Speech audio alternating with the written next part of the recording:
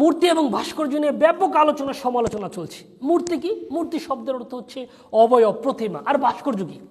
আপনি যদি বাংলা অভিধানগুলোর দিকে তাকান তাহলে দেখতে পাবেন যে মাটি, ধাতু, কাঠ, পাথর খোদাই করে যে মূর্তি নির্মাণ করা হয় তাকেই ভাস্কর্য বলে, এমনকি যিনি মূর্তি নির্মাণ করে তাকে ভাস্কর বলে। যদিও বাংলাদেশে কিছু নামদারি সুশীল তারা মূর্তি এবং ভাস্কর্যের মধ্যে পার্থক্য করতে যাচ্ছে। তারা বলতে যাচ্ছে কেবলমাত্র উপাসনালয়ে, গির্জা মন্দিরে যেটা থাকবে, যেটার উপাসনা করা হবে সেটার নাম হচ্ছে মূর্তি, আর ভাস্কর্য হচ্ছে যেটা আমাদের ইতিহাস ঐতিহ্যকে রক্ষার জন্য আমরা রাস্তার মোড়ে নির্মাণ করব।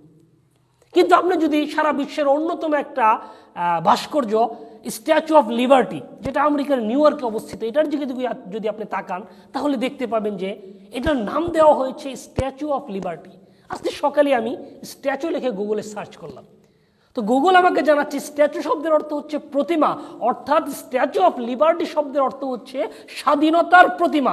যদিও কিন্তু এই স্বাধীনতার প্রতিমা তথা স্বাধীনতার মূর্তিকে কোনো ইবাদত করা হয় না। বাংলাদেশের কিছু সুশীল যদিও পার্থক্য করছে, কিন্তু সেখানকার লোকেরা কিন্তু মূর্তি এবং ভাস্কর্যের মধ্যে তেমন পার্থক্য করতেছে না, যেহেতু তারা তাদের ভাস্কর্যের নামই দিয়েছে স্বাধীনতার মূর্তি।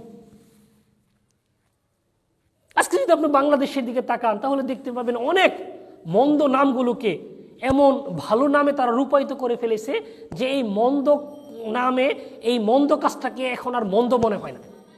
যেমন জেনাবি বিচারকে আজকে নাম দেওয়া হয়েছে লিভ টুগেদার, ঘুষকে নাম দেওয়া হয়েছে হাদিয়া, সুদকে নাম দেওয়া হয়েছে ইন্টারেস্ট, যৌতুককে নাম দেওয়া হয়েছে খুশি হয়ে জামাইকে যা দেবেন। ঠিক তদ্রূপভাবে মূর্তিকেও আজকে নাম দেওয়া হয়েছে কি? ভাস্কর্য।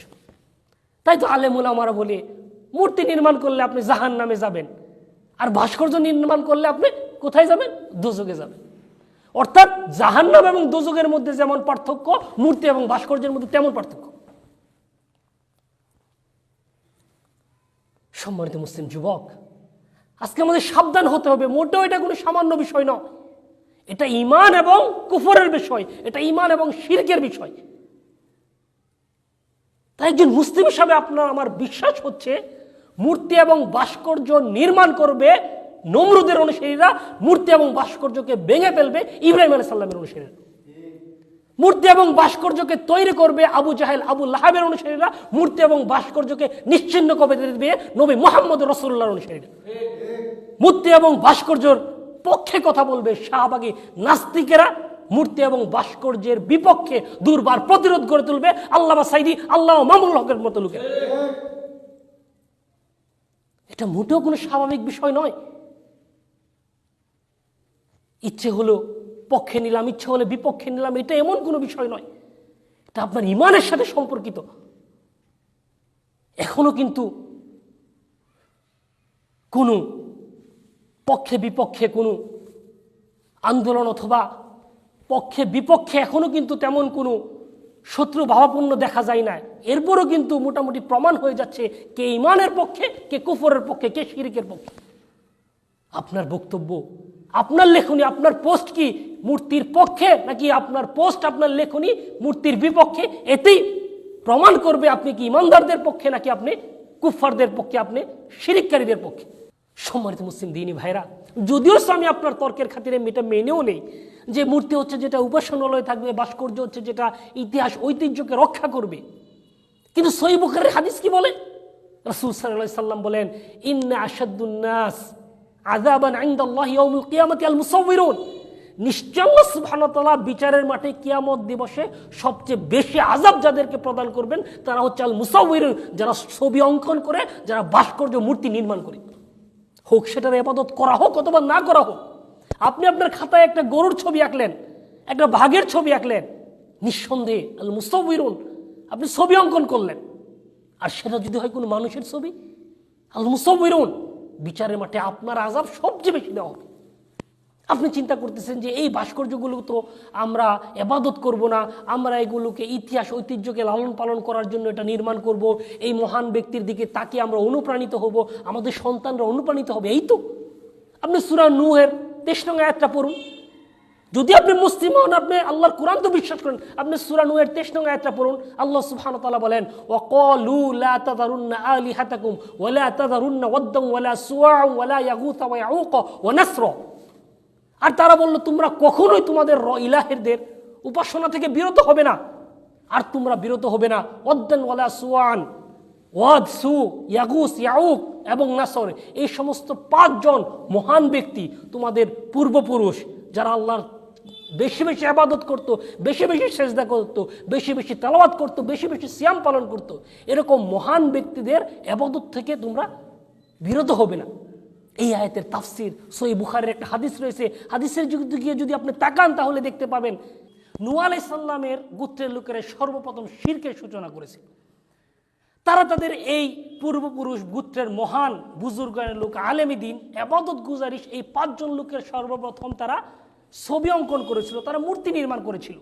তারা ভেবেছিল যে যদি আমরা এই মহান ব্যক্তিদের ছবিগুলো আমাদের ঘরে, মূর্তিগুলো আমাদের ব্যবসা প্রতিষ্ঠানে রেখে দেই, তাহলে তাদের দিকে তাকিয়ে আমাদের ইবাদতে আমরা অনুপ্রাণিত হব, আমরা বেশি বেশি তাদের মতো সেজদা করব, বেশি বেশি তেলাওয়াত করব, বেশি বেশি জ্ঞান অন্বেষণ করব, বেশি বেশি আল্লাহর জন্য সিয়াম পালন করব। যদিও যারা প্রথমে নির্মাণ করেছিল তারা ভালো একটা উদ্দেশ্যে নির্মাণ করেছিল এবং তারা অনুপ্রাণিত হয়ে ইবাদত করেছিল, কিন্তু জেনারেশনের পর জেনারেশন, পরবর্তী বংশধররা যখন এই ছবি মূর্তি দেখলো, শয়তান তাদেরকে ওয়াসওয়াসা দিল, তোমাদের পূর্বপুরুষরা তো এই ছবি এই মূর্তিগুলোর শুধুমাত্র দেখে অনুপ্রাণিত হয় নাই, বরঞ্চ এই ছবি এই মূর্তিগুলোর তারা উপাসনা করেছে। তো শয়তানের ওয়াসওয়াসায় তারা কাজে তাই এই অনুপ্রাণিত হয়ে ওয়াসওয়াসায় পড়ে গেল। পরবর্তী সময়ে তারা এই 5 জন মানুষের মূর্তিগুলো, ছবিগুলোর উপাসনা করা শুরু করল। আজকেও ঠিক তদ্রূপভাবে যারা চিন্তা করতেছেন যে আমরা এই ভাস্কর্য নির্মাণ করে আমরা এই ভাস্কর্যের ব্যক্তির দিকে তাকিয়ে অনুপ্রাণিত হব, আমাদের সন্তানদেরকে অনুপ্রাণিত হব, জি না, এটা এখন হয়তো বা অনুপ্রাণিত হবেন, কিন্তু আগামী 100-200 বছর পরে শুধুমাত্র অনুপ্রাণিত হওয়ার মাঝখানেই থাকবে না, বরঞ্চ এটা ইবাদতের দিকে মুখ কাটবে। আমরা সকলে জানি মসজিদের শহর হচ্ছে ঢাকা, কিন্তু এইভাবে যদি রাস্তার মোড়ে মোড়ে যদি আপনি মূর্তি নির্মাণ করে দেন, আগামী 200 বছর পর কোনো নাস্তিক এসে বলবে ঢাকা তো মসজিদের শহর না, বরঞ্চ ঢাকা হচ্ছে ভাস্কর্য মূর্তির শহর, কেননা আমরা রাস্তার মোড়ে মোড়ে মসজিদ থেকে বেশি মন্দির দেখতে পাই। এভাবেই মানুষকে আমরা শিরকের দিকে এগিয়ে দেব যদি আমরা মূর্তি এবং ভাস্কর্যের পক্ষে কথা বলতে থাকি। আরো আফসোস এবং পরিতাপের বিষয় হচ্ছে কিছু নামদারি আলেম তারা এই মূর্তি এবং ভাস্কর্যের মধ্যে পার্থক্য করছে, এমনকি ভাস্কর্যের পক্ষে সাফাই গাচ্ছে। আফসোস, তারা হচ্ছে দরবারি আলেম, তারা হচ্ছে দরবারের কুকুরকে যেমনি ভাবে কিছু হাড্ডি দিলে, খাদ্য দিলে লেজ নাড়িয়ে একাত্মতা পোষণ করে, তাদেরকেও কিছু সুযোগ সুবিধা দিলে, অর্থ করে দিলে তারা নিয়মিত দরবারের পক্ষে ফতোয়া জানে। তাদেরকে আপনি সকাল সন্ধ্যা কিনতে পারবেন, কোনো সমস্যা হবে না। যদিও তারা টুপি আর পাঞ্জাবি পরে ইসলামের বেশভূষা ধারণ করে এই ভাস্কর্য মূর্তির মধ্যে তফাৎ করতেছে এবং ভাস্কর্য করার পক্ষে সাফাই গাচ্ছে। মানুষ কতটা নির্দিষ্ট হলে এরকম নিচে আনতে পারে?